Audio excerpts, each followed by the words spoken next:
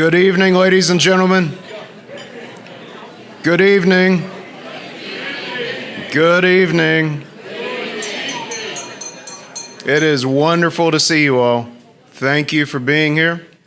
It is my pleasure to introduce the 130th President of the North Carolina Bar Association, Kim Stogner.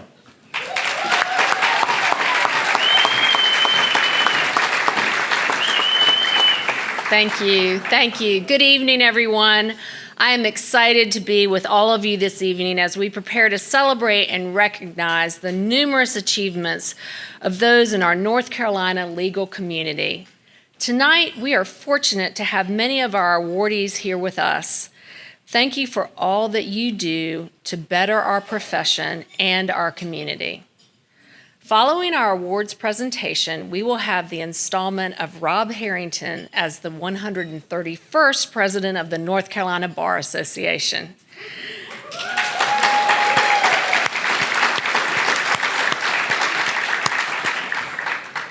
I'm grateful to have worked alongside him this past year and look forward to his leadership in the year ahead. And I want to say thank you to all of you for choosing to support our foundation and choosing to engage in our association and bettering our profession and communities in which we live and serve. I'd like to thank Robinson Bradshaw, our platinum sponsor for tonight's event. And thank you to Lawyers Mutual for sponsoring the President's reception. For those of us tonight from Lawyers Mutual and Robinson Bradshaw, please stand. We appreciate your support.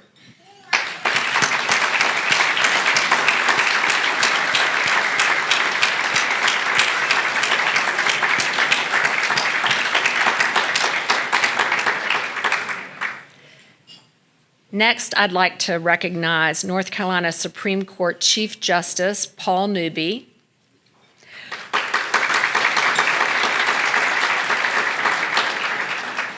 former Chief Justice Jerry Beasley,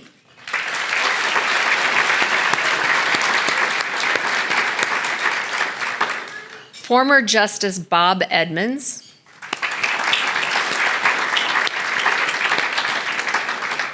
and former Justice Barbara Jackson.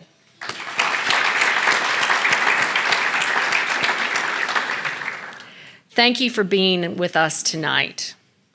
I also want to recognize Appellate Court Judge Tom Murray. Please stand.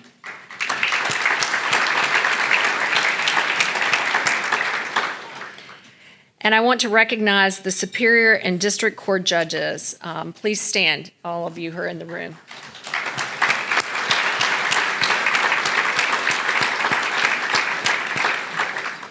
And our Administrative Law Judge, Carlene Turntine.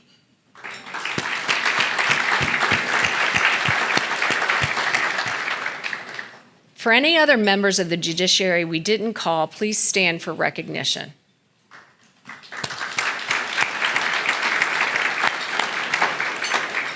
I also want to recognize anyone here from the North Carolina Council of State and North Carolina Legislature. Please stand.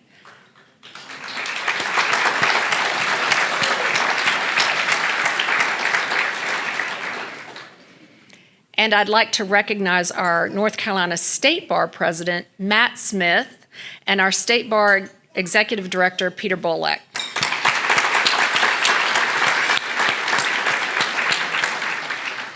Now, join me in recognizing our past presidents. Please stand when you are called, and I will ask that everyone hold their applause until all names have been called.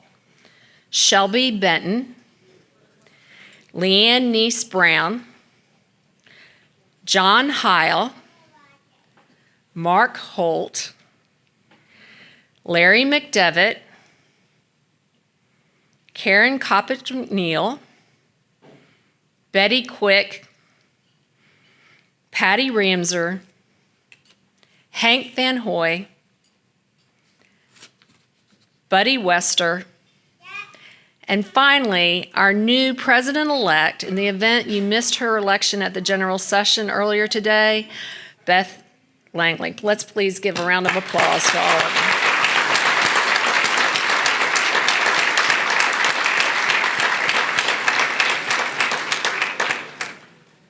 I'd like to recognize Julian Wright, who will bring us the invocation.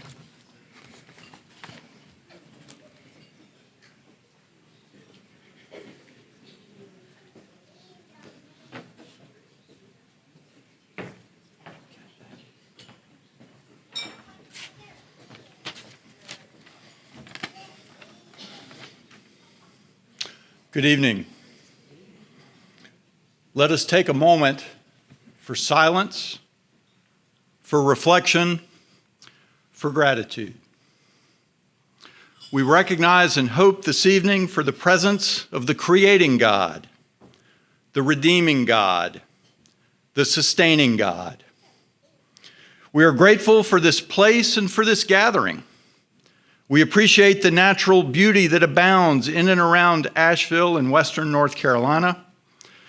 We are thankful for the physical comfort, indeed the relative splendor of this ballroom in a region still too often reeling from natural disaster. We ask to know best how to respond. We are thankful for the people gathered here, the accumulated talents of lawyers, judges, public servants, spouses, children, family, and those who provide support in a myriad of too often unsung ways.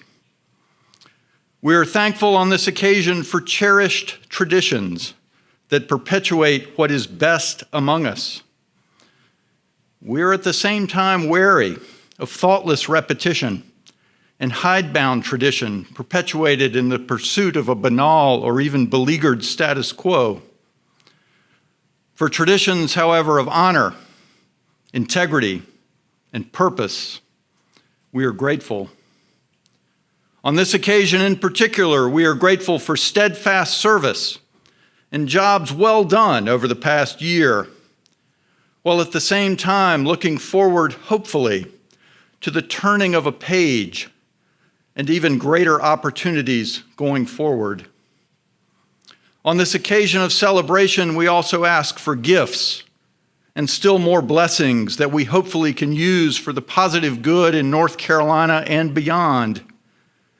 We ask this evening for courage in difficult, different, and challenging times, yet times that history teaches us are not so radically different from other challenging epochs through which we have been guided safe, if scarred, to the other side. We ask for wisdom to discern the best course in hard situations, wisdom to discern the good from the bad, wisdom to discern when the law is best to shield, to protect what is valuable, worthwhile, and just, and when the law is best to sword, to attack and lay low what is evil, oppressive, and unjust. We ask this evening for humility.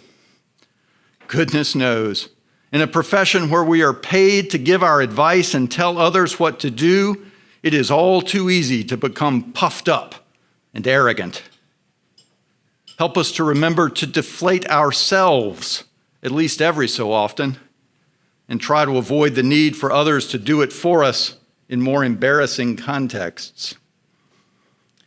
Ultimately, we ask for strength and steadfastness devoted to the ultimate purposes of liberty and justice for all North Carolinians. Not just the North Carolinians who look like us, think like us, worship like us, or live like us. Rather, we seek the strength and steadfastness truly to work for liberty and justice for all, even the unpopular, on whatever side of the political aisle, and the too often powerless. Finally, we are grateful for the food we will consume and the fellowship we will enjoy this evening. We ask for the food and fellowship to be sources of the very strength we seek. And we appreciate and acknowledge the hands that have grown and raised this food, the hands that have prepared it, and the hands that both service our food and enable us to have our fellowship this evening. Creator, Redeemer, Sustainer, We thank you for all of these things. Amen.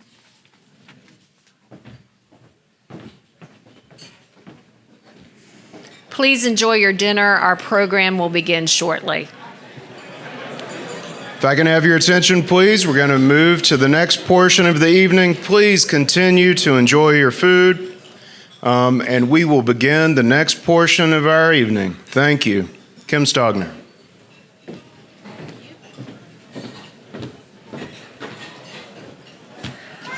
We're going to begin the awards portion of tonight's program. There are several award recognitions which occur outside of tonight's program, and I'd like for these recipients to stand if they are here with us tonight. Our Senior Lawyers Division hosts a separate awards banquet recognizing their achievements, which will be held later this year. Please join me in congratulating Glenn Barfield, William Michael Begley, Janet Ward Black, William K. Davis, Dan McLawhorn, John Penix, Celia A. Pistolas, and Donna Rasco. Stand and be recognized if you're here with us tonight.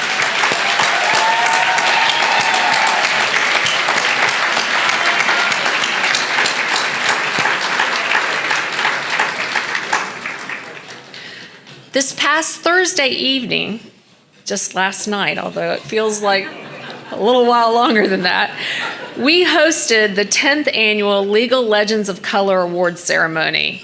If you weren't able to attend, I do hope you'll join us next year. It's always just such an incredible, inspirational event. And this year we celebrated the achievements of the Honorable Loretta Copeland Biggs, the Honorable Allison K. Duncan, Charles Edison Smith, and James E. Williams Jr. Please stand and be recognized if you're here with us.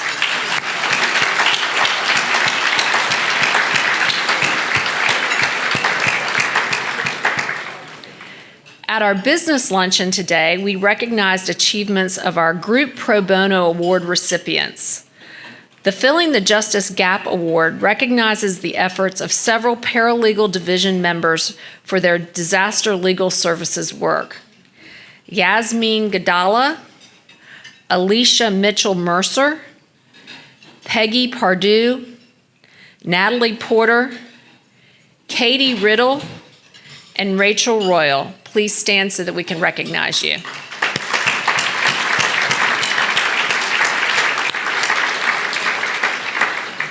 The other Group Pro Bono Award also recognized the work done with disaster legal services. The Outstanding Collaborative Group Pro Bono Service Award recipients are ABA Young Lawyers Division, accepted on behalf of Amanda Brown. FEMA, accepted on behalf of Tammy Lynn Barajas, Dory Durand, and Barbara Sedana. Legal Aid of North Carolina, accepted on behalf of Allison Constance and Alicia Edwards. North Carolina Pro Bono Resource Center, accepted on behalf of Sylvia Novinsky. NCBA Young Lawyers Division, accepted on behalf of Colin Saint.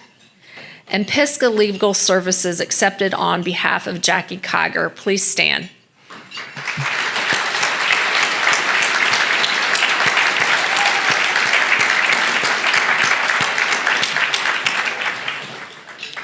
Now I'd like to recognize our Open Door Fellows. The Open Door Fellowship is a unique competitive opportunity for first-year North Carolina law students who are historically underrepresented in the legal profession, including first-generation college students and those from disadvantaged socioeconomic backgrounds. Our Open Door Fellows participate in a paid summer program providing an opportunity to gain experience in a legal work setting. Through the Open Door Fellowship, students are not only offered a paid opportunity, but they also become part of the NCBA-NCBF community, witnessing and participating in the work we do to support the profession in service to the public. Our fellows this year are Susie Brito Lagunas and Josh Peacock. Susie and Josh, please join me on stage.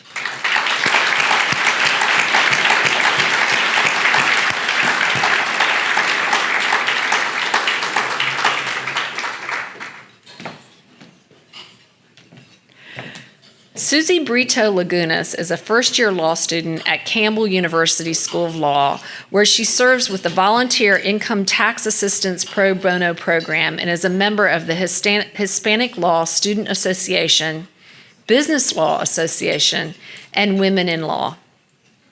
Before attending law school, Susie studied business administration and public policy at UNC Chapel Hill. Susie is a first-generation U.S. citizen, and she would like to use her law degree to support individuals and communities facing challenges as new immigrants. Susie is working this summer at Akivia under the guidance of Jane Paxoy. Josh Peacock is a first-year law student at Campbell University School of Law, where he has participated in the Second Chance Pro Bono Project with Legal Aid of North Carolina and the 1L mock trial competition. Prior to attending law school, Josh attended Liberty University and majored in law and policy pre-law. Josh is a first-generation college graduate who worked years as a welder and assisted his family on their chicken and cattle farm in Denton, North Carolina, before beginning legal studies.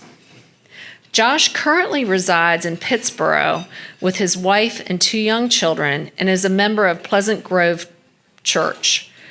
Josh is working this summer at RDU Airport Authority under the guidance of Aaron Locklear.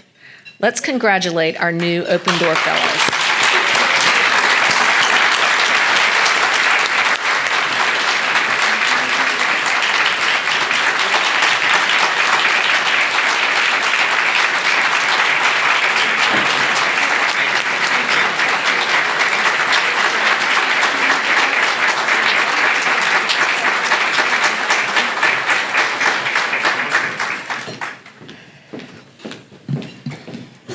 And now I'd like to welcome Will Walton up to the stage to present the Citizen Lawyer Award.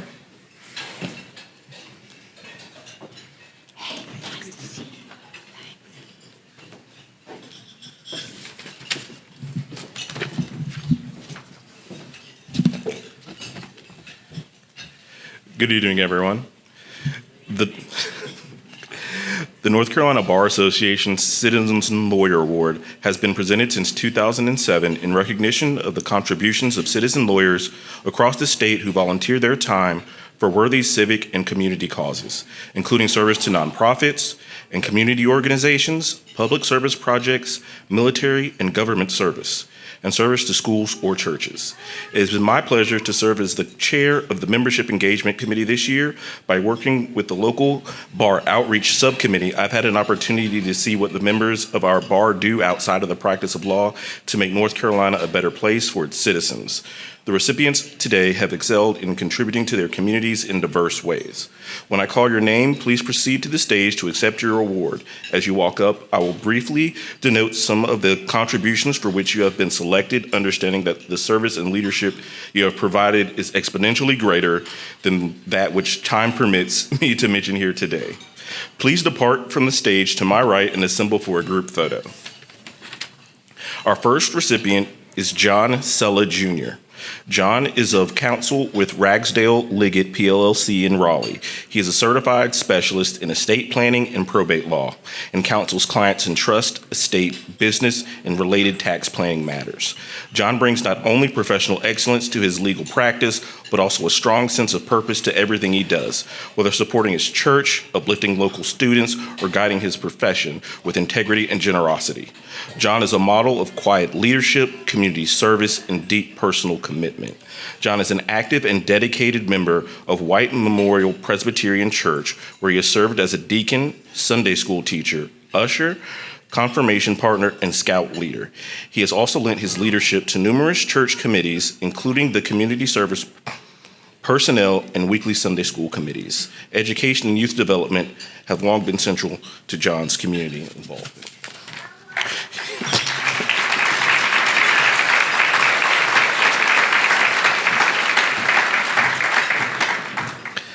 Next is B. Joan Davis, who is unable to be with us tonight. Joan is the owner and senior litigator at Howard Stallings Law Firm. She is well-respected condemnation and eminent domain attorney with more than 30 years of experience.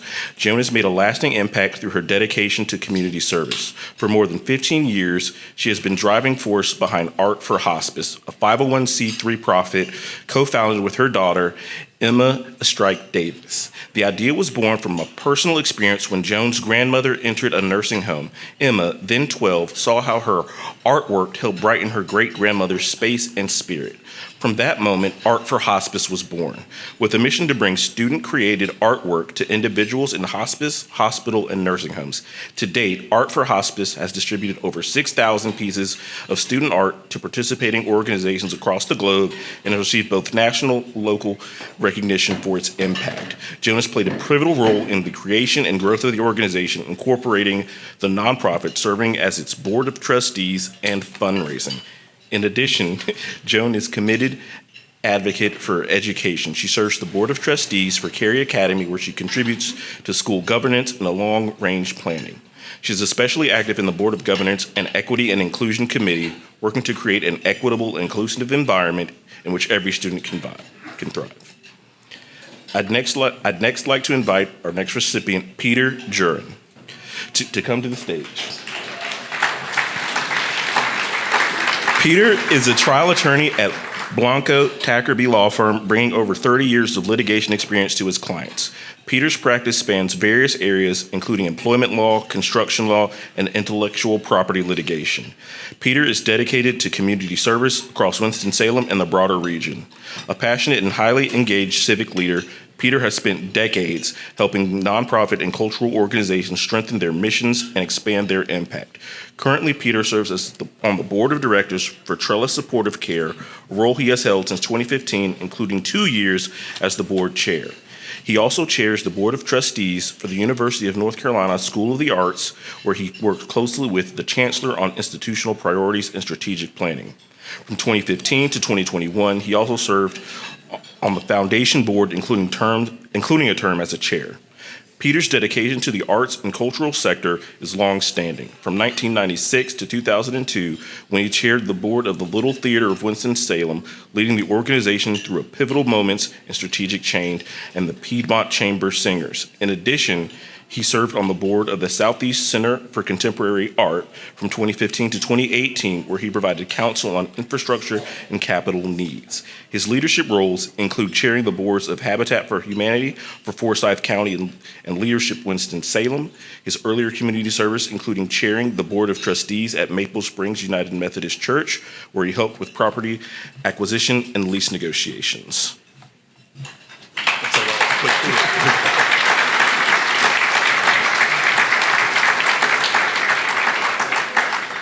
Our next recipient is Detrea Matthews. Day is the Chief Legal Officer and General Counsel for Civic Federal Credit Union. Using her charisma and communication skills, she brings people together to accomplish great things. She has spent a large amount of time mentoring students and young lawyers and is a regular speaker at legal seminars and continuing education events. She was a board member for the Movement of Youth, a mentoring collaborative that prepares youth for success. Detrea has had several leadership roles that reflect her dedication to service. As president of the 10th Judicial District Bar, she collaborated with the Wake County Bar Association to strengthen diversity across the legal community. She also serves as the president of the North Carolina Association of Defense Attorneys, where she championed professional developments and equitable access to leadership opportunities. Detrea has served on the board of the Credit Union National Association, Hospice of North Carolina, and is a member of the Legal Advisory Council for the North Carolina Chamber. She chaired the board of directors for EarthShare North Carolina, a Durham-based nonprofit that connects individuals and businesses looking to engage in environmental efforts with relevant nonprofits. Committed to social justice and community support, Detrea has served as an executive board member on the Capital Area section of the National Council of Negro Women. The organization supports a wide range of initiatives benefiting African American women and undeserved populations, including programs through the Women's Center of Wake County, Meals on Wheels, and the Salvation Army's Mommy and Me.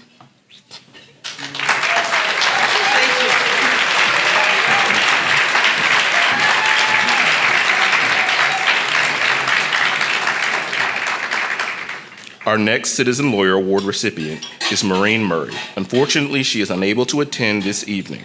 Maureen is a partner at Fox Rothschild LLP and co-chair of the firm's National Health Law Practice Group. Based in Greensboro, Maureen has spent over 4 decades shaping healthcare law in North Carolina. Known for her collaborative leadership and practical insight, Maureen has also mentored dozens of young attorneys, especially women, helping them grow with confidence and purpose. Beyond her legal practice, Maureen is deeply involved in service that reflects her values. She currently serves as secretary of the board of the ARC of Greensboro, a nonprofit that advocates for the support of children and adults with intellectual and developmental disabilities through advocacy, services, programs, and education.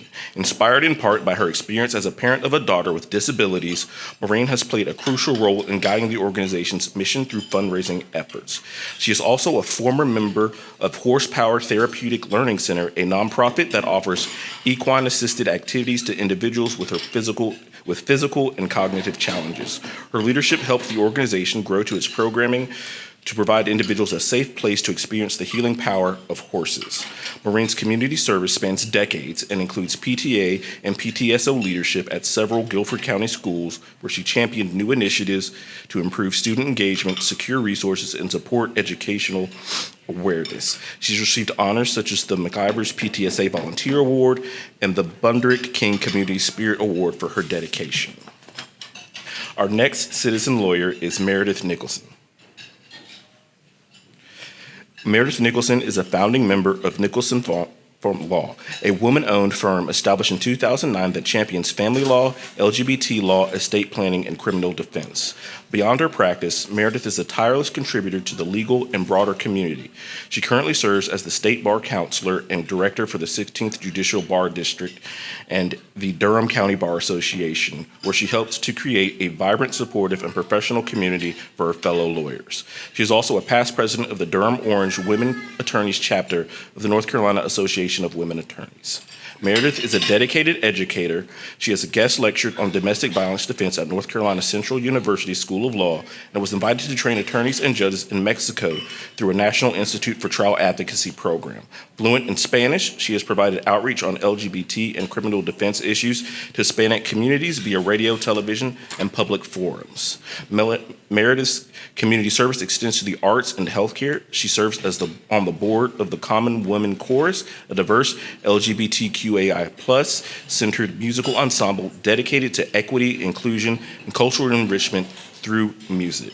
She's a former executive board member of the Women's Birth and Wellness Center of Chapel Hill, where she offered support and guidance to help WBWC achieve its mission of providing people of diverse cultural and socioeconomic backgrounds with comprehensive health care. And lastly, Ford Robertson. He is unable to be with us tonight. Ford serves as the managing partner of Kilpatrick's Raleigh office. Ford's practice encompasses virtually all aspects of commercial real estate with a focus on real estate development, investment, and leasing. Beyond his legal achievements, Ford is committed to giving back and has made it a priority to serve the Triangle community through active citizenship. He has served on the boards of the Boys and Girls Club of Wake County and the Raleigh Rescue Mission. In 2024, Ford devoted over 200 pro bono hours to the Boys and Girls Club, leading a successful merger with the Johnson County's My Kids Club, securing an expanded facility in Raleigh's Brentwood community. The project will double the club's capacity and significantly enhance services to local youth. Ford's work with education-centered organizations includes serving for many years on the board of directors and schools of Wake County, including as board president. The chapter of this national organization ensures that every student receives the support they need to succeed and realize their potential in school. Ford's civic leadership includes roles as the general counsel for the executive committee of the Greater Raleigh Chamber of Commerce and as a member of the Wake County Economic Development Corporate Recruitment Committee. In both roles, he champions Raleigh as the destination for business and talent. Ladies and gentlemen, it is my distinct privilege to present the recipients of the North Carolina Bar Association's Citizen Lawyer Awards for 2025.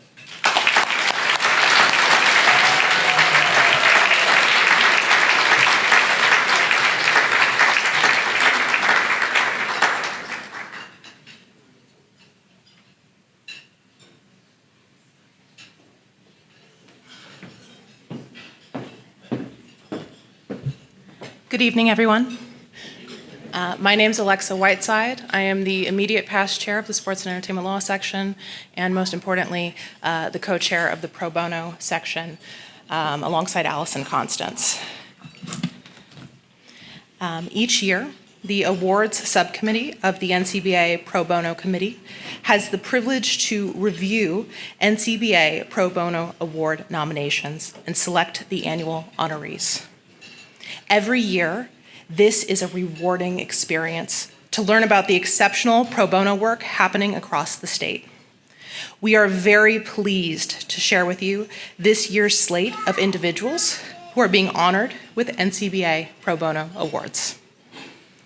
First, the Thorpe Pro Bono Service Award is presented to an NCBA member attorney who has provided substantial and extended legal services with no expectation of receiving a fee to a client or client group that could not otherwise afford legal counsel. This year's recipient of the Thorpe Pro Bono Service Award is Mark Holt.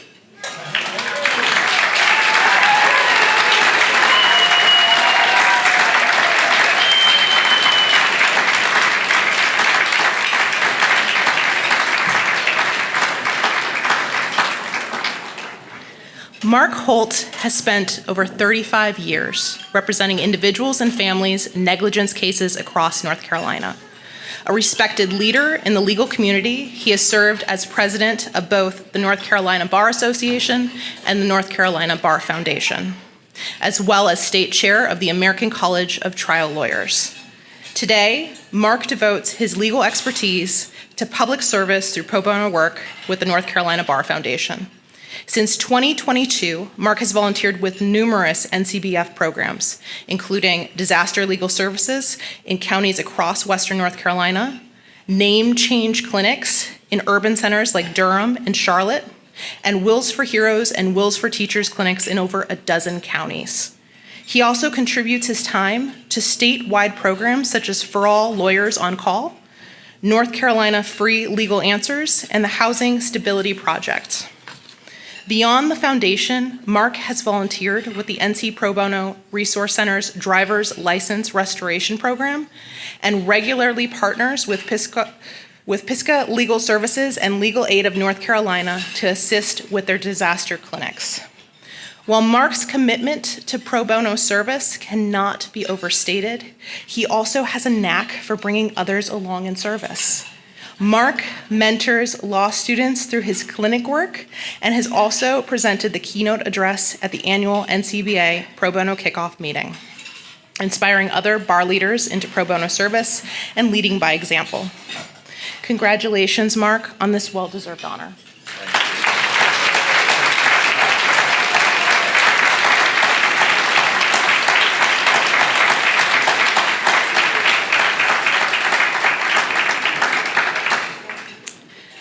The Greenblatt Outstanding Legal Services Attorney Award is presented to a legal services lawyer who has made exemplary contributions to the provision of legal assistance to help meet the needs of the poverty population in North Carolina. This year's recipient of the Greenblatt Outstanding Legal Services Attorney Award is Jonathan Perry.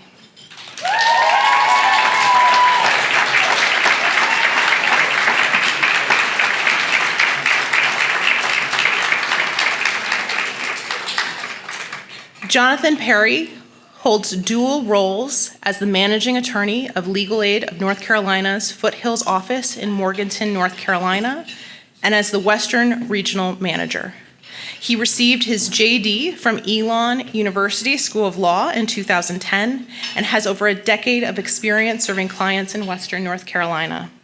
As a general practitioner, Jonathan has litigated in North Carolina State Court, the North Carolina Court of Appeals, and the Tribal Court of the Eastern Band of Cherokee Indians. He also represents Legal Aid on the Board of Directors of NC Leaf. Jonathan has led the charge in disaster relief efforts this year, particularly in Legal Aid's response to Tropical Storm Helene. His leadership ensured that displaced and affected individuals received essential legal assistance, housing support, and advocacy in a time his community needed it the most. Congratulations, Jonathan.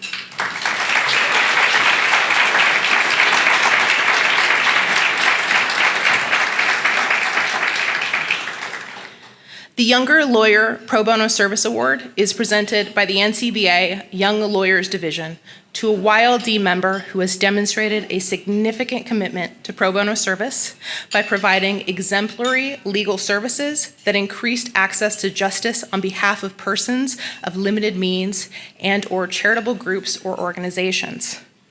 This year, we are honoring 2 young lawyers for their tireless pro bono work to serve individuals impacted by Tropical Storm Helene. Elizabeth Brooks Savage and Brad Pyland.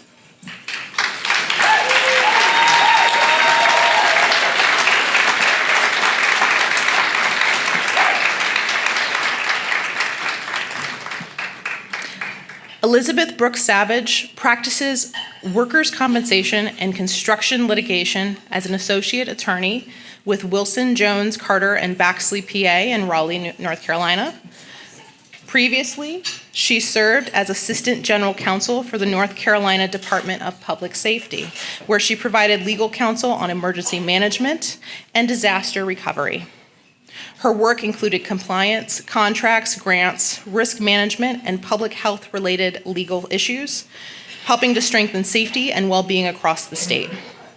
Brooks also worked with Legal Aid of North Carolina's Disaster Relief Project, representing disaster survivors statewide. She also practiced administrative and business law in private practice. Her wide-ranging experience includes civil rights, housing, insurance, wills, and contractor fraud. Brooks is an ABA YLD Disaster Legal Services Program member where she leads DLS implementations across the nation with the Federal Emergency Management Agency, helping with disaster and humanitarian relief.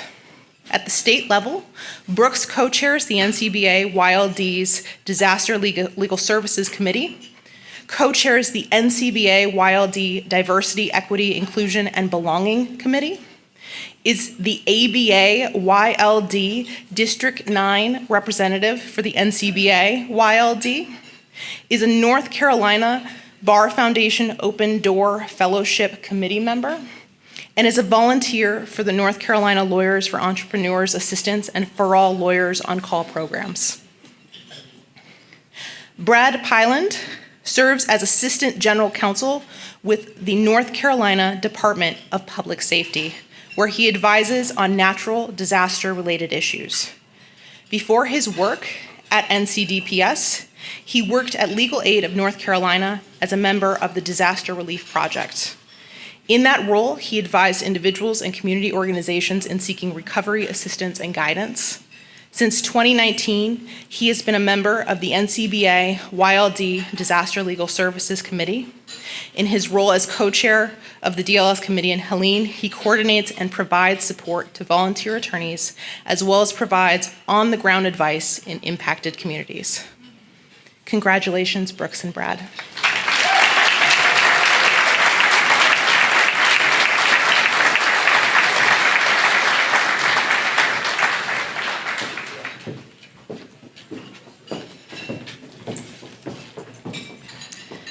The Outstanding Paralegal Pro Bono Service Award is presented to an outstanding NCBA Paralegal Division member who has volunteered a substantial amount of time in pro bono legal service to increase access to justice on behalf of persons of limited means and/or charitable groups or organizations. This year's Outstanding Paralegal Pro Bono Award goes to Janelle Curry.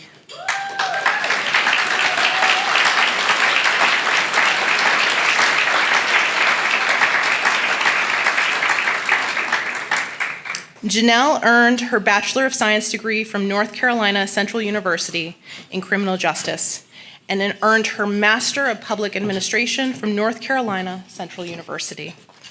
She is a North Carolina State Bar Certified Paralegal and Notary Public at North Carolina Central University School of Law Clinical Legal Education Program. She has been with the School of Law since 2015. She started as an administrative support associate and transitioned to the legal clinic as a paralegal in November of 2018.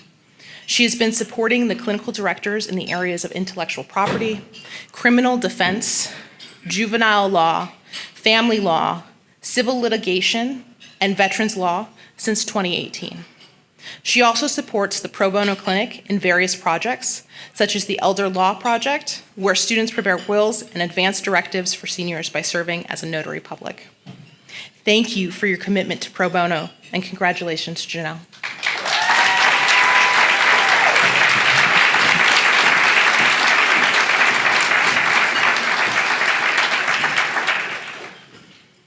The Law Firm Pro Bono Award recognizes law firms for their commitment to pro bono service through the contribution of pro bono hours, the percentage of billable hours devoted to pro bono work, the number and percentage of firm attorneys providing pro bono legal services, the firm's creative approach to pro bono engagement, the consistency and sincerity of its pro bono program, and the presence of a law firm culture that is grounded in the observance of Rule 6.1 of the Rules of Professional Conduct.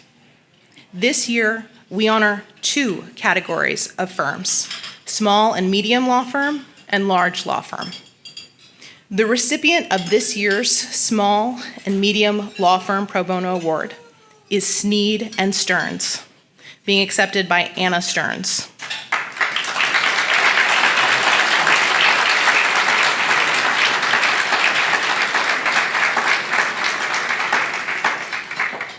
Anna Stearns is the owner and managing partner of Sneed and Stearns, PA, a boutique law firm based in her hometown of Black Mountain, North Carolina. Anna worked for 15 years as a paralegal to esteemed local attorney Ronald Sneed before attending Campbell University School of Law. After earning her law degree, she went on to serve as Chief of Staff and General Counsel to Chief Justice Sherry Beasley at the North Carolina Supreme Court. Anna later returned home to the mountains to take the reins of the law firm from her long-term mentor and carry on his legacy of providing quality, affordable legal services to the Swanoa Valley. Her legal practice focuses on real property, estate planning and administration, small business formation and management, and civil litigation. Deeply committed to community development and disaster recovery, Anna has been actively engaged in both organizational and grassroots relief efforts following Tropical Storm Helene. She partners closely with the Legal Aid of North Carolina, Pisgah Legal Services, and the Swanoa Grassroots Alliance to deliver legal support and advocacy to impacted residents. Congratulations to Sneed and Stearns and to Anna.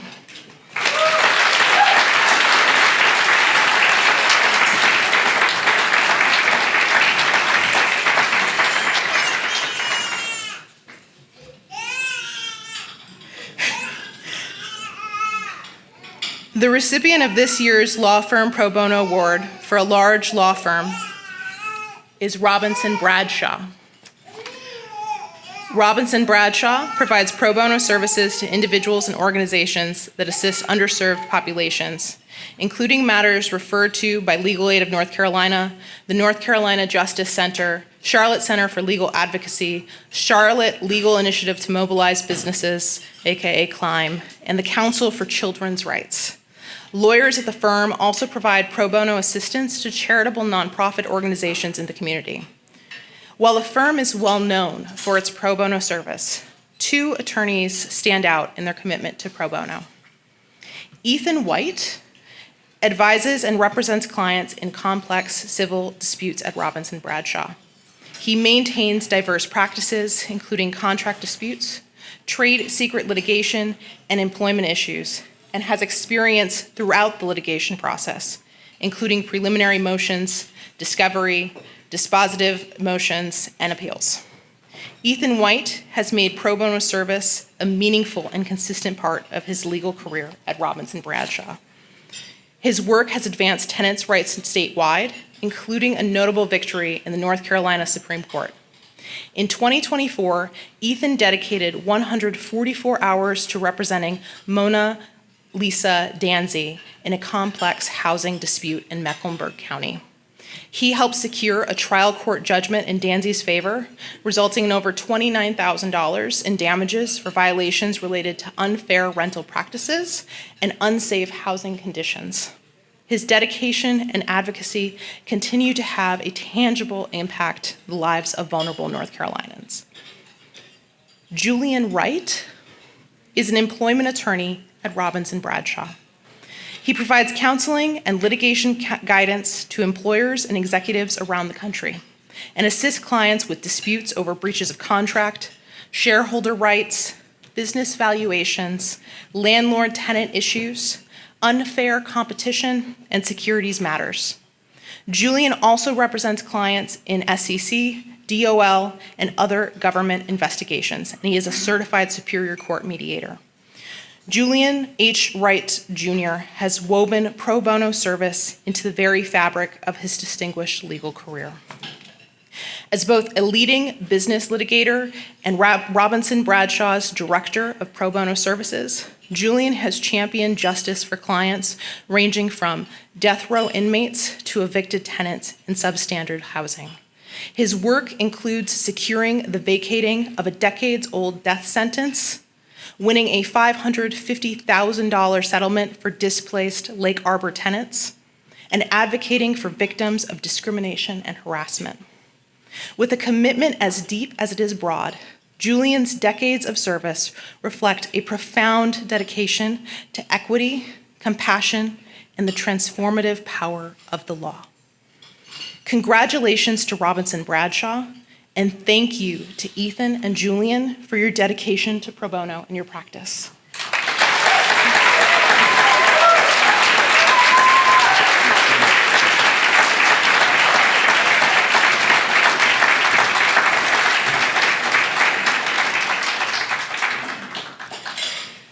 The Law School Pro Bono Service Award is presented to an outstanding law student group whose pro bono project advanced access to justice in North Carolina.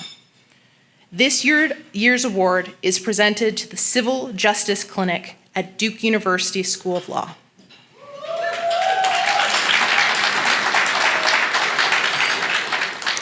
We'd like to highlight two individuals with this award, Charles Holton and Jesse McCoy.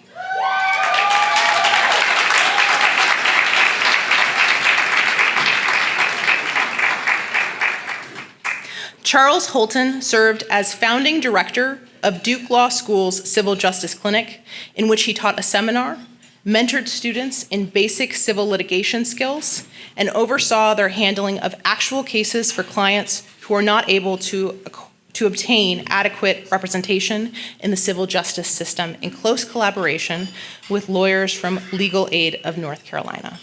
He retired in May 2024. Established in 2014, the Civil Justice Clinic operates in partnership with LANC, where Holton is a former chair of the board of directors and a long-standing member of the local advisory committee for its Durham office. Holton is president of the nonprofits Caris Foundation, which provides education, housing, and health services in Honduras, Africa, and Durham. He also serves as an arbitrator on the National Panel of Arbitrators of the American Arbitration Association and the American Health Law Association, and previously served on the North Carolina Equal Access to Justice Commission. Holton worked as a litigator in private law practice for over 40 years, handling cases involving product liability, construction, unfair trade practices, and professional negligence defense. He has tried numerous matters in state and federal courts of North Carolina and appeared in the courts of Virginia, Georgia, New York, and New Jersey. Holton graduated with a BA summa cum laude from Abilene Christian University and received his JD with distinction from Duke Law School in 1973. Jesse Hamilton McCoy is the clinical professor of law and director of the Duke Law Civil Justice Clinic. In that capacity, he teaches a seminar course, mentors students in developing and improving basic civil litigation skills, and oversees their handling of cases for indigent clients who are often unable to obtain adequate representation in the traditional civil justice system through the clinic's partnership with the Legal Aid of North Carolina. Durham native, McCoy operated a boutique solo practice in Raleigh for 4 years before becoming an LANC staff attorney in the agency's Winston-Salem and Durham offices. He has litigated cases in a variety of practice areas, including criminal defense, personal injury, public housing evictions and voucher terminations, landlord-tenant matters, and foreclosure defense. McCoy has also served as an advocate for victims of domestic violence in Wake, Durham, Granville, Vance, and Forsyth counties, and has taught at both North Carolina Central University and Wake Forest University Schools of Law. Congratulations to the Civil Justice Clinic at Duke University School of Law and to Charles and Jesse.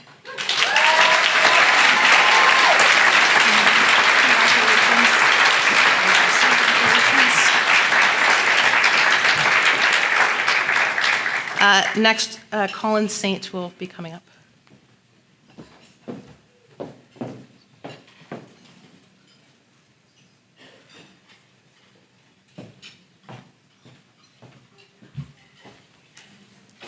Good evening, everybody. My name is Colin Saint, and it has been my pleasure to serve as the chair of the North Carolina Bar Association's Young Lawyers Division for the 2024-2025 bar year. I'm here to present both the Charles F. Blanchard Young Lawyer of the Year Award as well as the Robinson O. Everett Professionalism Award to two amazing and deserving young lawyers. First, we honor somebody whose service this year was not only extraordinary, it was transformative. Elizabeth Brooks Savage is the recipient of the Charles Blanchard Young Lawyer of the Year Award, and you just met her when she won one of the Younger Lawyer Pro Bono Service Awards from the North Carolina Bar Foundation. That fact alone should tell you something. Brooks does not just lead, she gives, she shows up, and she serves. This past year, Brooks served as both chair of the Disaster Legal Services Committee and District 9 representative to the American Bar Association, two roles of enormous responsibility. Under her leadership, the division faced one of its most urgent tests, as we have talked about a lot at this annual meeting. When Hurricane Helene struck North Carolina, it devastated Western North Carolina. A third of our counties were declared disaster zones. Legal needs spiked overnight, and the infrastructure that we had built during blue sky times was suddenly called into action. Brooks did not hesitate. She ran towards the need. She helped implement our new disaster legal services framework for the first time at full scale, coordinating with local bar leaders, mobilizing volunteers, and most powerfully, showing up in person. She spent time in the hardest hit communities, working face to face with people who had lost nearly everything. Not just their homes, but their bearings, their safety, their peace of mind.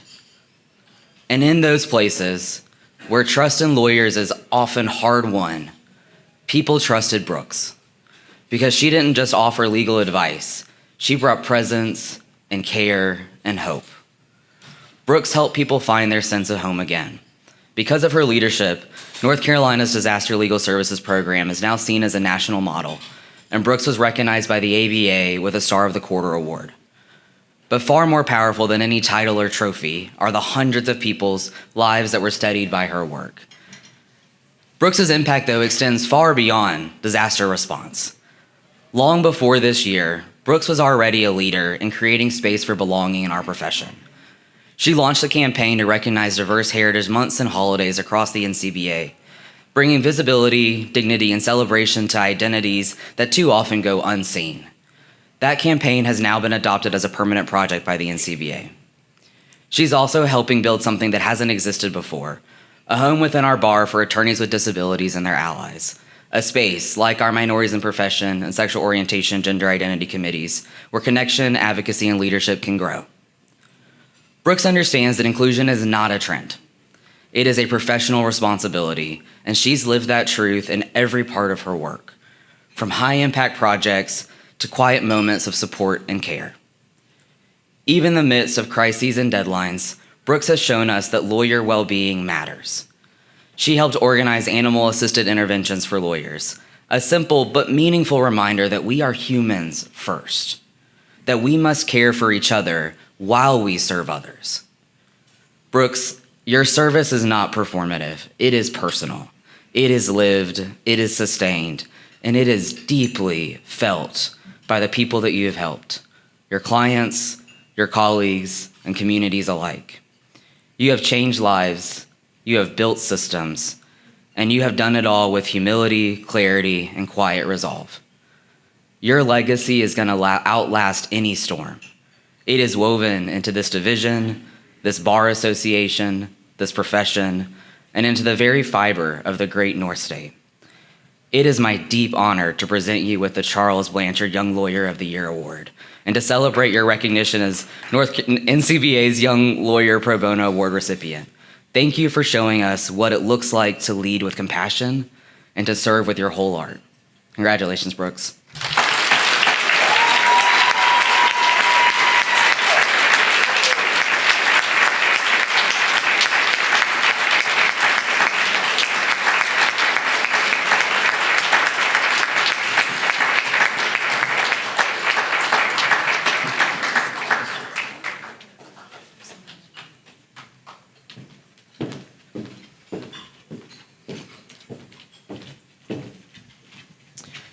Now we get to honor somebody else who has defined what inclusion, integrity, and leadership look like, not only within the YLD, but in the entire NCBA. When Taylor Dewberry Surace and I were both puppy lawyers, we were asked to co-chair the very first Diversity and Inclusion Committee for the NCBA Young Lawyers Division. That was under the chair, Rachel Blunk. That committee had never existed before us. There was no playbook. But Taylor helped create one, rooted in thoughtfulness, accountability, and courage. From the very beginning, she shaped what DEI would mean for the YLD. And she is continuing shaping that meaning ever since.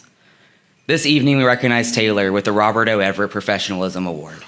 And let me say this clearly. Taylor is not being honored because she always says the right thing at the right time and the right tone. She is being honored because she leads with values, with integrity, with substance, and with strength.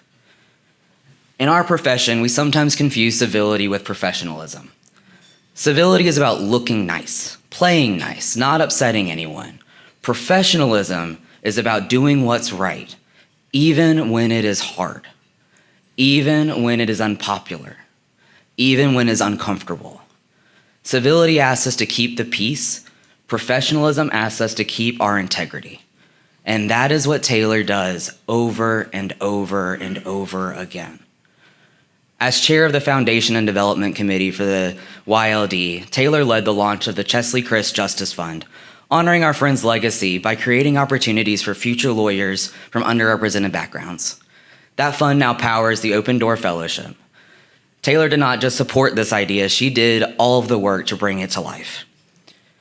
Taylor also serves on the NCBA Board of Governors, where her thoughtful, principled voice helps guide the future of our statewide legal community. Like Brooks, she has also chaired the Disaster Legal Services Committee and was our District 9 representative to the ABA. She helped create one of our first ever operations manuals for DLS, building sustainability and structure that ensures service will continue no matter what happens next. And beyond the NCBA, Taylor is Smith Anderson's first Chief Diversity Officer, a role in which she brings those same principles of authenticity, care, and systems-level change into the heart of private practice. Taylor's vision for diversity and inclusion isn't about checking a box. It is about creating culture. It is about changing environments, making sure that people feel seen, supported, and free to be their authentic selves, not just in the NCBA, not just at Smith Anderson, but across the profession and beyond. That vision and her strategic approach to achieving it led her to being named a 2024 Leader in Diversity by Triangle Business Journal and one of North Carolina's 50 most influential women by North Carolina Lawyers Weekly and the Mecklenburg Times. Did I mention she's a young lawyer? She is incredibly influential. But Taylor doesn't speak just to be heard. She speaks when it matters. And when she does, people listen. Because her leadership is grounded, measured, and principled. Taylor, your professionalism is powerful. You don't just hold space, you make space. And you use your voice not to smooth things over, but to move things forward. It is my deep honor to present you with the Robert O. Everett Professionalism Award. Thank you for showing us professionalism is not about tone. It is about truth, and you speak it every time with purpose. The NCBA needs more leaders like you. Congratulations.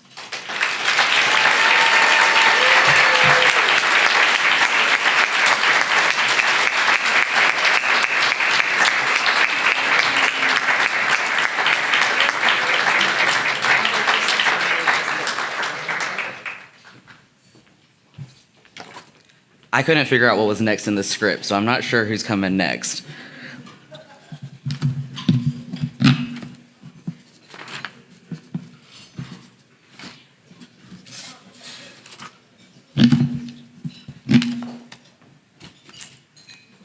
Oh, my friend Alice Johnson, chair of the paralegal division.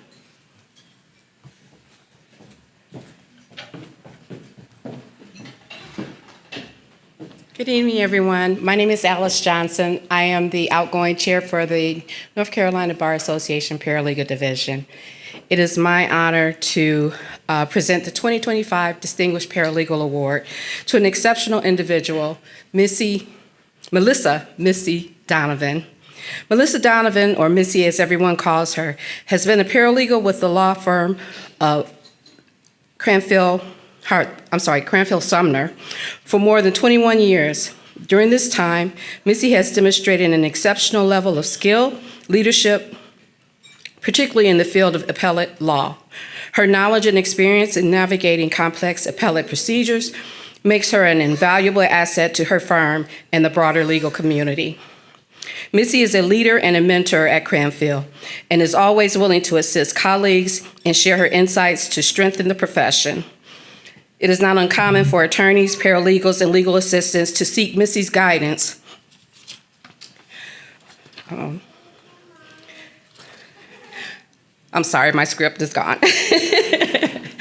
But it is not uncommon for them to seek her guidance when needing assistance and guidance in the legal field. It is with great pleasure that I present the 2025 Distinguished Paralegal Award to Missy Donovan.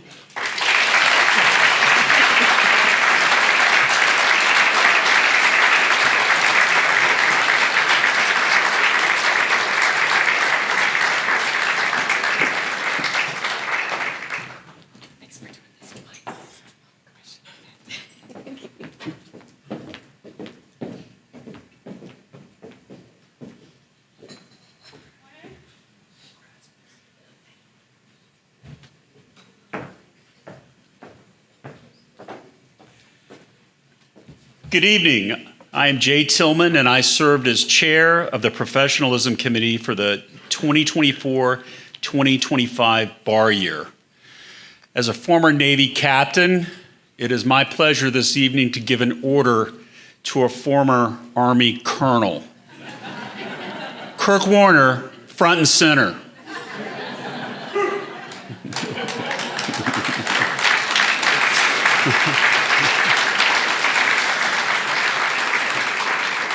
As Colonel Warner approaches, the H. Brent McKnight Renaissance Lawyer Award was established by the North Carolina Bar Association and the Professionalism Committee in 2006 to honor the memory of Judge McKnight, who died in 2004 while serving on the United States District Court for the Western District of North Carolina. It recognizes his contributions to professionalism and the practice of law, and the enduring influence and high ideals of the full and accomplished life of a Renaissance lawyer. Judge McKnight exemplified the characteristics of the Renaissance lawyer as they pertain to personal integrity, the pursuit of excellence, and enthusiasm for intellectual achievement, service to the community and the profession, and the embodiment of professionalism. This award seeks to recognize those North Carolina attorneys whose trustworthiness, respectful, and courteous treatment of all people, enthusiasm for intellectual achievement, commitment to excellence in work, and service to the profession and community during a multifaceted, accomplished life, and who inspires others. In addition to being a current active attorney who is in good standing with the State Bar and the North Carolina Bar Association, to be selected for this award, an attorney must be selected by the Professionalism Committee after being nominated with a nomination packet that demonstrates that the nominee serves as an example by inspiring others to renew their commitment to professionalism, integrity, intellectual achievement, civility, and service in the practice of law, possesses personal integrity, pursues excellence in legal work, and respects judicial officers, other lawyers, and members of the public. Provides pro bono services to those in need. Provides service to the profession locally, in the state or nation, including but not limited to service through professional organizations such as local, state, and national bar associations, and provides service to the community through civic, charitable, or religious organizations. Kirk Warner, this year's McKnight Award recipient, is such a lawyer. We would be here all night if we would read his resume. It is that long and that distinguished. Nevertheless, Kirk has served in many civic capacities. He is known by his peers as an attorney of high moral character and personal integrity in fulfilling his many obligations as an attorney, professional soldier and officer of the United States, and as a member of his community. He treats everyone he speaks to with the same sense of humor, civility, and respect, regardless of their politics or their demeanor.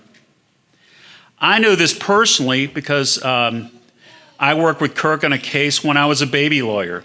At that time and since then, Kirk serves as an example for me and many others in how we conduct ourselves as attorneys and as citizens. We don't want to let Kirk down. I encourage you to look up Kirk's bio to learn more about this year's McKnight Award recipient who exemplifies service above self. Ask him about his many experiences as a lawyer, as an Army lawyer. Ask him about his handling of Saddam Hussein. He'll tell you. Ask him about the books he's written, especially the one about Lieutenant Commander Hoot Gibson. I hope you will have him as a mentor, and you would be fortunate to have him as a community leader. Kirk is admired in all facets of his life and truly fits the definition of Renaissance lawyer.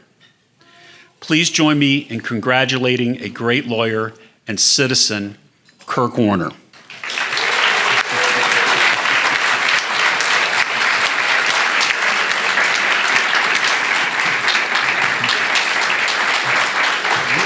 Nice job. Thank you.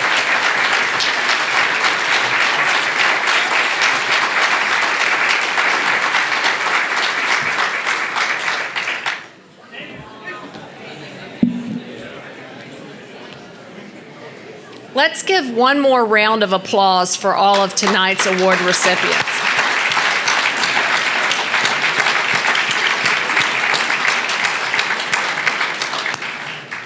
I am so happy to be with all of you this evening at this moment in this bar year.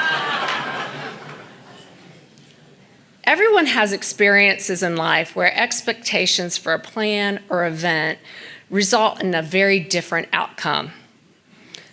Come to think of it, life in general just can be that way. Some of you may have heard the statement, man makes a plan and God laughs.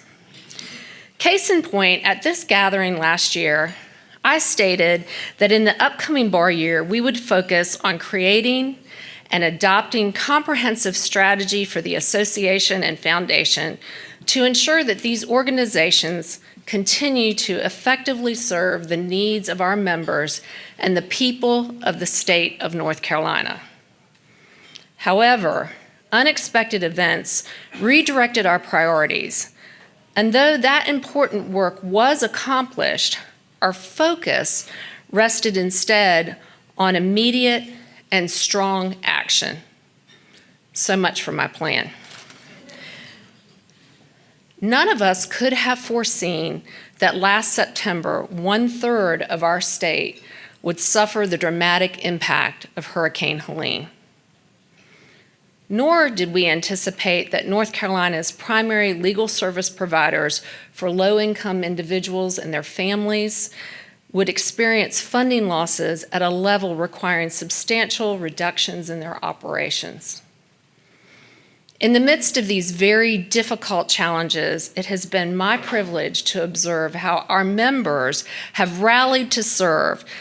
They give sacrificially of their time and resources, and they volunteer to meet the significant legal needs of the people of our state. It lifts the spirit to see how active and strong our organizations are, working hard to make a difference where it really matters. Instead of disregarding those in need, our members see people experiencing difficulty and they move toward them to lend a helping hand. The staff of our Bar Foundation and Association are remarkable. They are devoted to our organizations, and the amount and caliber of work that they accomplish in one bar year is literally astounding. On top of all the programs, volunteer, and community events that occur in an ordinary year, this year the Disaster Legal Services effort was an enormous additional undertaking, and our staff was the organizational key to accomplishing this essential work. A true leader, our executive director, Jason Hensley, has been directly involved with the Disaster Legal Services effort. He attended all 9 of the on-site clinics held in Western North Carolina. His compassion and personal commitment to the Disaster Legal Services work are an example and an inspiration to me. I am deeply grateful to Jason for his excellent leadership of our Bar Association and Foundation. I have utmost respect for Jason and how much he cares for our organizations and the staff, and for how he keeps the well-being of the NCBA first and foremost in every situation. He has a brilliant grasp on the wide spectrum of issues affecting lawyers and the legal profession, both from a state and a national perspective. And he always considers the impact these issues will have on our association and foundation. Jason, thank you for your thoughtfulness and for your dedication. I admire your careful nature and the thoroughness with which you approach every matter.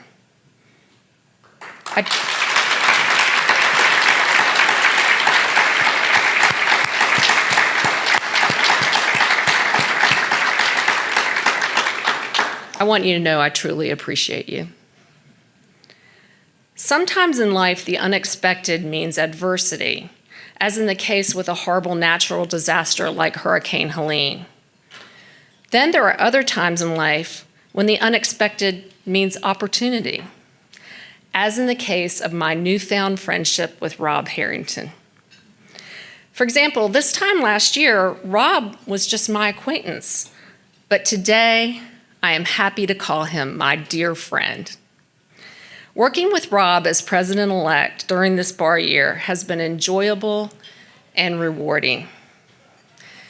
Late last fall, on a day I was discouraged regarding the general state of things, I instinctively knew that Rob was the person I needed to call. Rob graciously listened to me and reframed my perspective, and he helped me to see the larger picture. As the call ended, I found myself encouraged and feeling like somehow everything was going to be okay.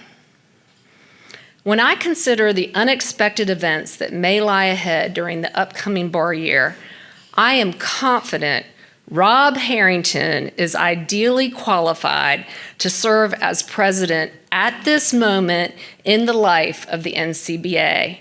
Rob is the man for this time.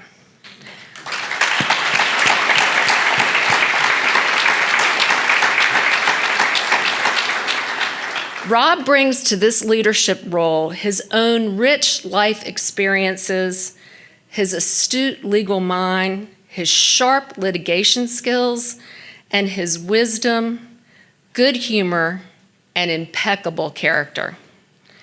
our organizations will substantially benefit from these leadership qualities.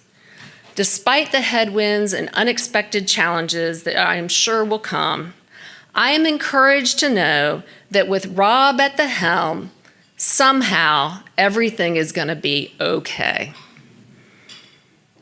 My husband Stuart and I like to use the catchphrase, "I could get used to this." It describes an unexpected delight, like a delicious meal at a nondescript restaurant, or driving down the highway and having very little traffic, or a beautiful, warm, sunny day in the middle of February. I could get used to this. The catchphrase originates from a trip we took to Hawaii where we got lost hiking in the Waimea Canyon State Park. We wandered for over 2 hours in pouring down rain with no cell phone service and no sight of another human. When we finally stumbled across another couple hiking in the distance, we were relieved and elated. They were kind and helpful to us, and they were not lost. Even though we were soaking wet and covered in mud, they insisted that they drive us to help us find our car that was parked in another lot. Chatting with them, we discovered that their vacation in Hawaii was the grand prize for the wives winning the jackpot on Wheel of Fortune.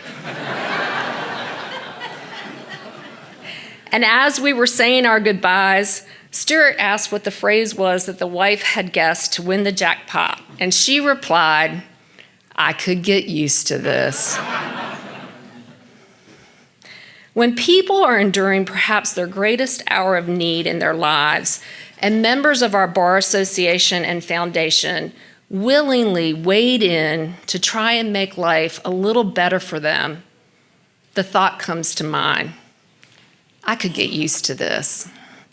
And when our Open Door Fund achieves its funding goal early, ensuring the continued success of our Open Door Fellowship, and securing the opportunity for additional programs to benefit lawyers from underrepresented and disadvantaged communities, the thought comes to mind, I could get used to this. When our sections work diligently with our Legislative Advisory Council to draft and promote substantive legislation beneficial to the people of North Carolina and the administration of justice, I could get used to this. And when Rob Harrington becomes the 131st president of the North Carolina Bar Association and Foundation, and we are fortunate to experience his strong, steady leadership guiding us going forward, I can't help but think I could get used to this. As I complete my term as president of the NCBA and NCBF, I'm so grateful for the trust you have placed in me and the immense privilege you have given me to serve such amazing Bar Association members comprising these very impressive organizations. I want to express my sincere gratitude to Patty Ramser for being a great teacher and role model to me throughout this journey. I'm grateful to my law firm, Womble Bond Dickinson, for their strong support and encouragement, and especially my private wealth team that has picked up my slack and worked even harder than usual to enable me to serve as your president this year. Most importantly, I want to thank my husband, Stuart, who is my confidant, my greatest supporter, and my best friend. And I want to thank my family who loves me and gives me amazing grace. President-elect Rob Harrington, please join me on the podium for your installation as the next president of the North Carolina Bar Association and Foundation.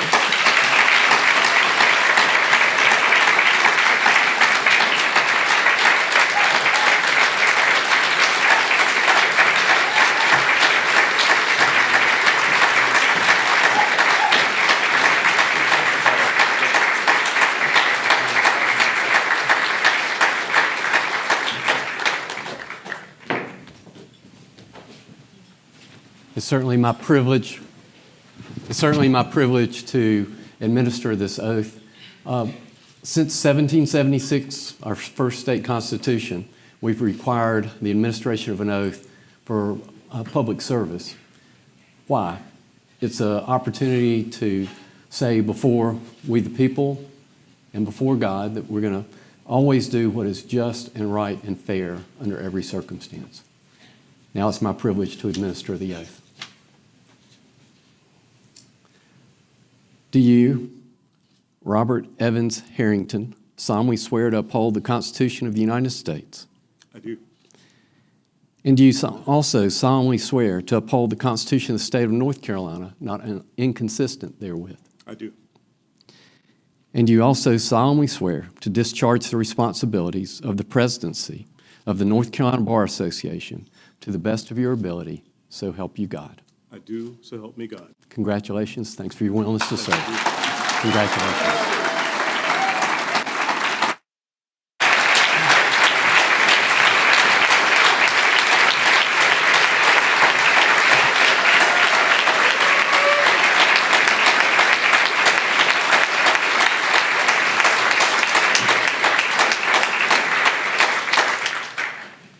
Thank you, Mr. Chief Justice. And before I go any further, I want to ask Kim to stay up here with me for just a second. I'm going to try to return some of the graciousness that she gave me, which I can't completely account for. But anytime you follow a leader as president of an association or chair of a board, that person becomes a role model. Kim has been an exceptional role model for me. Aside from being one of North Carolina's leading trust and estates and wealth management lawyers, Kim is a brilliant leader. She has been a strong and steadying force for the association as we have navigated the inevitable ebbs and flows and triumphs and challenges of leading an association of 15,000 members. Kim has brought both discipline and compassion to the job, and above all, a determination to always act in the best interests of the association. She and Stuart have become great friends over the course of the year. Kim, this box contains a custom-made 14-karat yellow gold pin in the shape of the letters NCBA with a .10 carat diamond. Please accept this token of appreciation from a very grateful organization for your leadership, service, and dedication to the profession and to the people of the state of North Carolina. We hope that you will wear it often and think of us and your service as president of the North Carolina Bar Foundation and the North Carolina Bar Association. Thank you so much, my friend.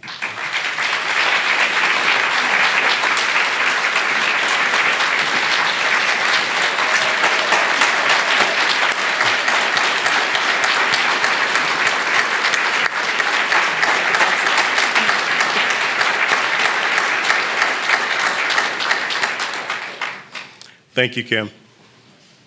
Next, I want to thank Chief Justice Newby for taking time to administer the oath. I know we take for granted that the Chief Justice will make time for so many occasions like tonight, but I'm not quite sure how he fits it all into his schedule. I'm extremely grateful for his presence tonight. Thank you, Chief Justice. I'm incredibly honored to accept this appointment as president of the North Carolina Bar Association Bar Foundation. I'm looking at my friend and mentor and partner, John Buddy Wester, as I say that. One of the many things Buddy has impressed upon me over these years, is that, I said incredibly, incredible. Adjectives and adverbs are the enemy of persuasion. But I think Buddy will give me some dispensation tonight. Incredibly, somehow seems to fit the occasion. I hope the next person that I thank will excuse me for placing her third tonight behind Kim and the Chief Justice on this list of thank yous, when her customary place is first. Sharon Carr Harrington and I met at Duke Law School when she was a first-year law student and I was a third-year student. She often says when I tell that story, and she's smiling about this now, that I took advantage of a first-year law student. Lord knows if I did, I am glad I did. We have been teammates and partners and best friends ever since. Sharing family and careers, her now as the head of the Novant Health Foundation and me toiling away as a litigator with a great band of friends. Of all the wonderful things, and there go the adjectives and adverbs again, to come from our partnership, the best is our son, Jordan Harrington, who is here with his family. With Jordan tonight is our daughter-in-law, Brianna Young Harrington. And I'm gonna give a shout out, there are a few people in the audience who will know, to a Spellhouse couple. I bet there are a few people here who tonight that understand that phrase.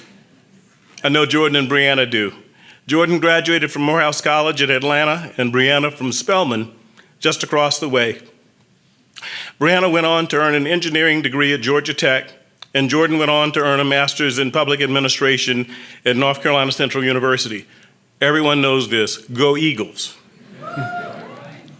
Jordan and Brianna brought with them their two wonderful daughters. You have seen them. Riley Ellen and Reagan Elizabeth, a 6- and 2-year-old, nearing their bedtime.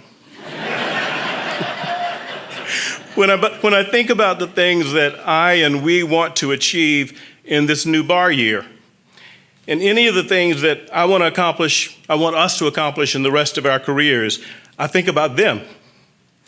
Children and grandchildren have a way of making us concentrate on ways we want to leave our communities in a better place than we found them. I'm also grateful to have my brother, J.W. Harrington, and his husband, John Burkhart, with us tonight. J.W. and John traveled all the way from Tacoma, Washington, where J.W. is a retired professor of geography at the University of Washington, and John is a retired administrator at the university. And finally, my sister, Eleanor Harrington Austin, is here tonight. Eleanor, another Eagle, is a retired professor of English at North Carolina Central University in Durham. My sister, Violet Harrington Bryan, was unable to join us tonight. She lives in New Orleans and is a professor of English emerita at Xavier University of Louisiana. Her husband, Trevor Bryan, is a lawyer who was the biggest role model for me in deciding to become a lawyer. And finally, our late sister, Alma Harrington Young, was a professor of urban studies at Wayne State University in Detroit. I have been truly blessed. I'm also going to skip parents because they may create emotion, but I won't. Any occasion like tonight makes me think about parents, James and Miriam Harrington, who had the drive and the audacity to raise all of us in a small city in South Carolina, Florence, and to compel us to approach any professional environment with the knowledge and belief that we belong. I hope we can bring that to other young members of the bar.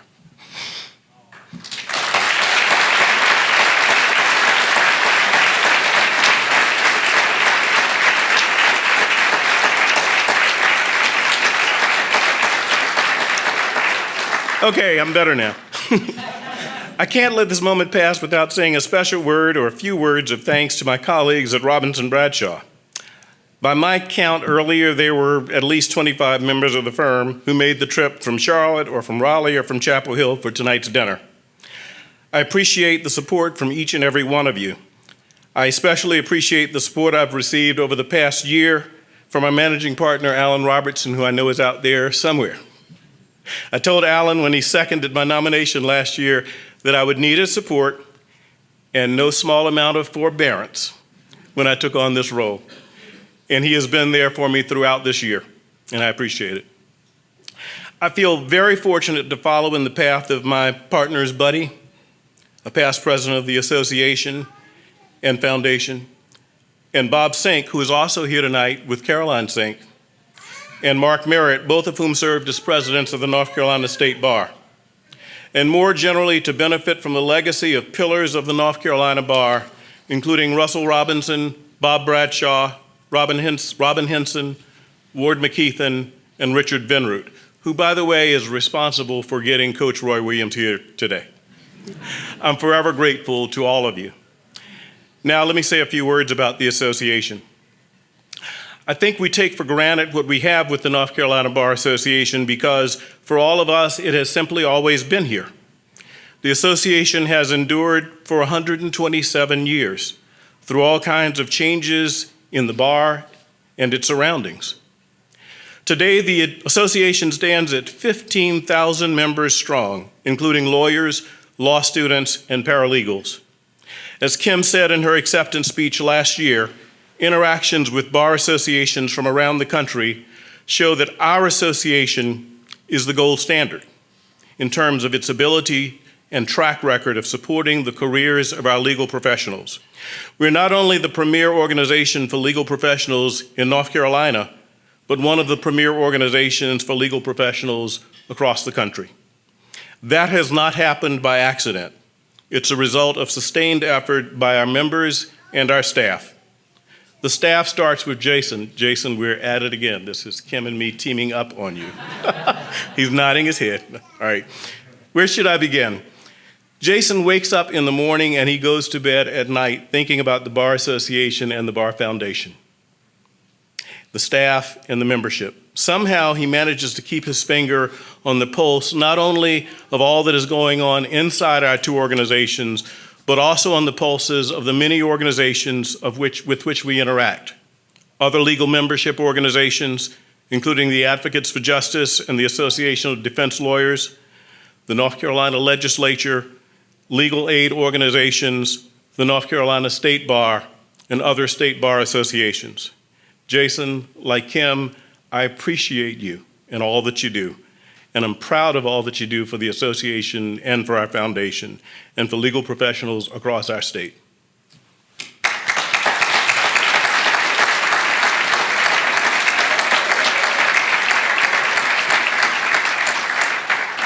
For me, the primary place where Jason's influence shows is with the staff of the association and foundation. Would the association and foundation staff members who are in the room with us tonight please stand and be recognized?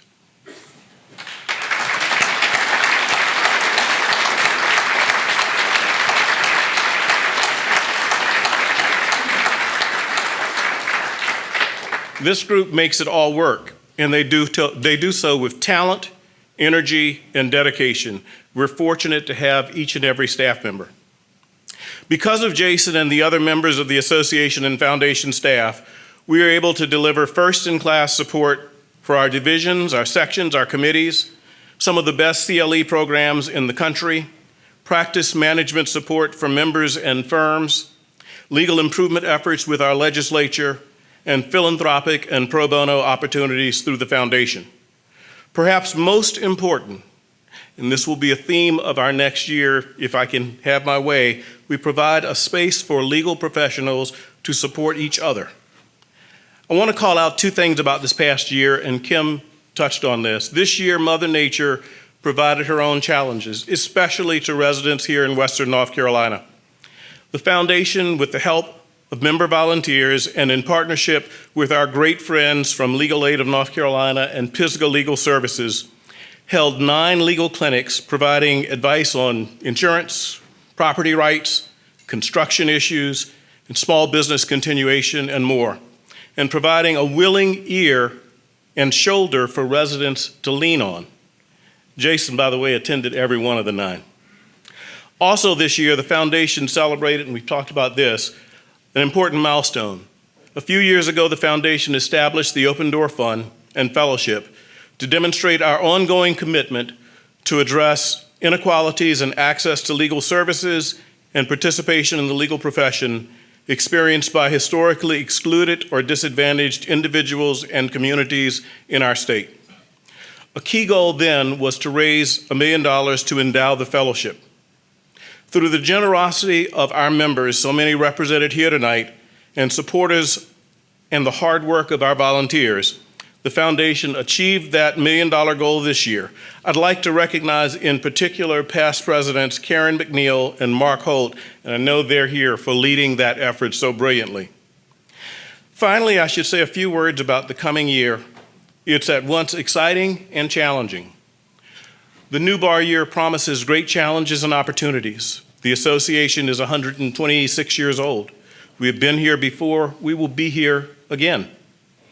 This is a time of rapid change, professionally, economically, technologically, societally, demographically. In my view, the test for our association is determining how to address these changes in the context of a diverse membership of 15,000, broadly different viewpoints, some held stridently, all held genuinely. For me, a few guiding principles are and will be sustaining. First, professionalism. We are and we remain a profession, not just a business. We have the good fortune to be guided by rules of conduct that counsel us on how we should interact with each other, with our clients, and with the courts, with candor, with respect, and with a devotion to the law. Over the course of the next bar year, the new bar year, we will continue to promote and recognize the professionalism of our members. Civility.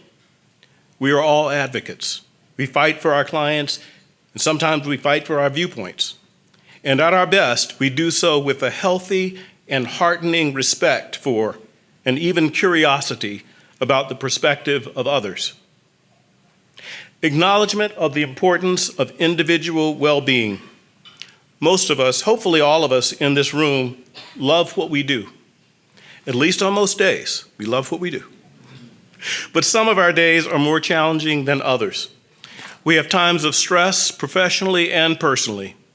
As an organization, we must continue to support our members through these ups and downs. And finally, and this was a word that I used near and dear to me when I was, when I had my talk last year, grace. I mentioned grace last year. It's one of my favorite words. In addition to continuing all of the work of the association and foundation, we will look for opportunities to show each other grace, to acknowledge our successes, to forgive our failings, to celebrate the differences and diversity, and to be inclusive of our members and those whom we serve.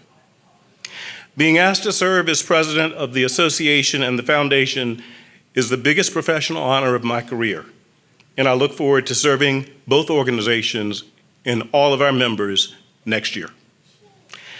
Now, I'm done. It's past time to bring this evening to a close. Thanks to everyone for their special contributions tonight to make this evening such a big success. Congratulations again to all of our award winners. And please remember to stop by the evening social, which will be held, I think the weather's still good enough, on the patio for music and fellowship. Thank you all. God bless you.